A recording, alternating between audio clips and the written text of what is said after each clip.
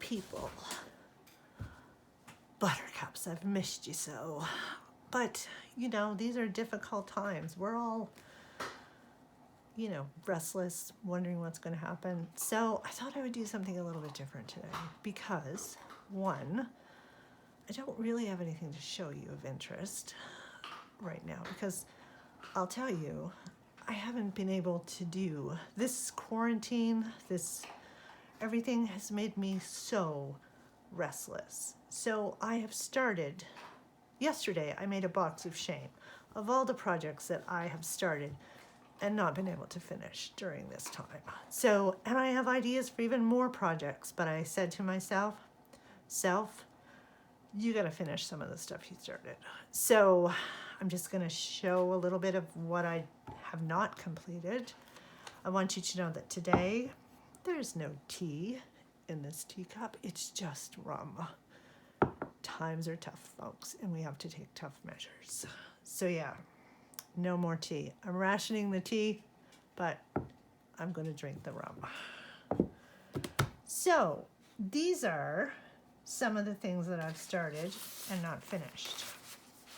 Field note sized notebooks in some older my mind's eye paper to see what they would look like in a more romantic paper thing. But yeah, I have them sewn. Some of them I have finished, but they don't have their bands on or anything, so they're not done. Project 1. Let's see if I can pile things up here. Project 2, not completed. Some journals that I had started making. I think these are the journals I had on the Instagram picture that I was making. Some of them I have cut, ready to sew. Some of them, as you can, oh, that one's cut, ready to sew. Some, as you can see, I haven't folded the paper or trimmed the paper yet. So not making excellent progress on those things. So uncompleted project number 2. Uncompleted project number 3. Then I had this great idea that I would make a new size notebook, call it passport size, even though it's not actual passport size, but you know, but still smaller notebooks like the other notebooks that I'll hand sew, but in a smaller size. I think these are 3 by 4.5, I think 3.5 by 4.5 maybe. Cute little notebooks. I didn't know if I would sell them in a set because they're all from October Afternoon paper. So then I thought, well, maybe I could sell them like, you know, in the line that they're from, 3 from each line or something, but I don't know. As you can see, I have a lot of them cut, not folded, the paper not cut to go in them. These are the papers that have to be trimmed to be stamped to go in as note paper. So as you can see, abandoned that little project right now. So got to work on that. So that's whatever. Project number 3 I've completed. This is this is was going to be my journal that I was going to start in, and I was like, yeah, haven't done that yet, haven't sewn that or started that. So that's in my project, that's in my thing. And then my lovely journal that my friend Sheila sent me from Spain, I was like, okay, I'm going to make my journal. So I gathered a whole bunch of stuff together. This is some Happy Mail I got from Fokia. And I gathered all this stuff, like photos, stuff that I wanted to put in it. Gathered them all together in this big bag. And then I thought, I'm going to do this in the afternoons or evenings. So far, I might cover like this signature with this photo. I don't know. So far, nothing. I haven't done nothing in it. That's as far as I got. Gathering it all together is as far as I got. Okay, and the final uncompleted project are, to be quite fair, I don't even, whatever. I don't even know when I started these. Little small,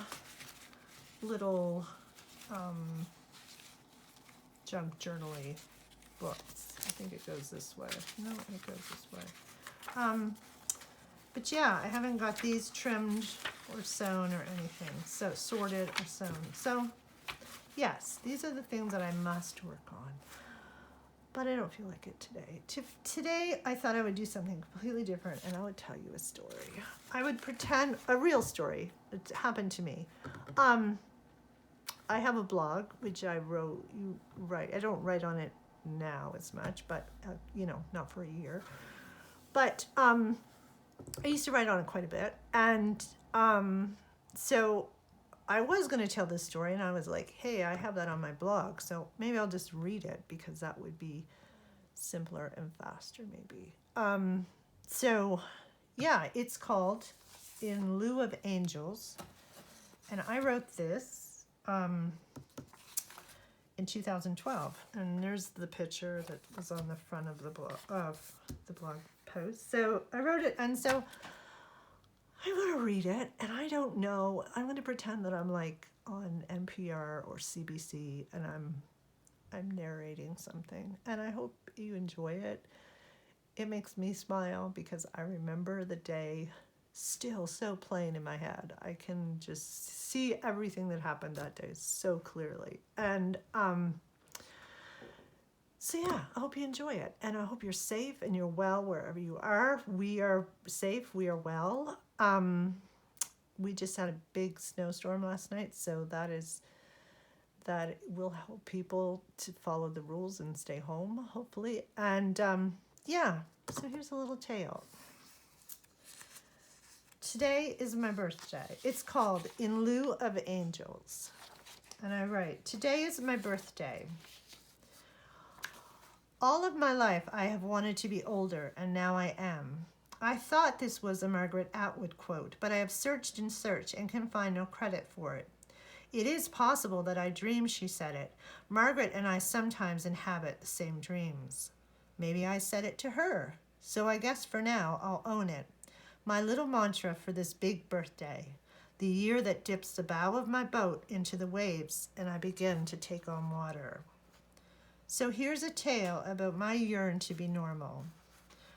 I have a friend who loves to host parties. As a result, we have get-togethers for nearly every occasion. When I say get-togethers, I mean lady get-togethers. These are not swanky urban parties, but instead low-key and very rural. We have egg decorating parties, Christmas parties, Halloween lunches, and of course, home shopping parties, where we can purchase anything from scented candles to ladies' power tools. And when I say ladies' power tools, I mean actual power tools, not vibrators or giant rubber wankers that suction cup to the wall. So on one of these occasions, a fortune teller was hired, and during the party, we were to go off one by one and have our futures looked over. I was eating deviled eggs and listening to those who had already gone tell their tales. One lady was weepy because she had received a message from her deceased mother. Another was warned of a problem with her kidney, but the most frequent talk was of angels. Everyone had a varying number of guardian angels watching over them, benevolent celestial companions providing a supernatural buffer between you and God knows what. When my name was called, I jumped right up, my only thought being, I hope I have a decent amount of angels. Because you see, besides being needy, I'm also competitive. So up the stairs I went to the hostess's back bedroom, now a mystic lady den. The psychic was nice and normal looking, in a sweater set and A-line skirt sort of way.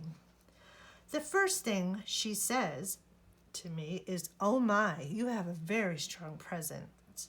I said something like this, yes, that's me. What I lack in beauty, I make up for in strength.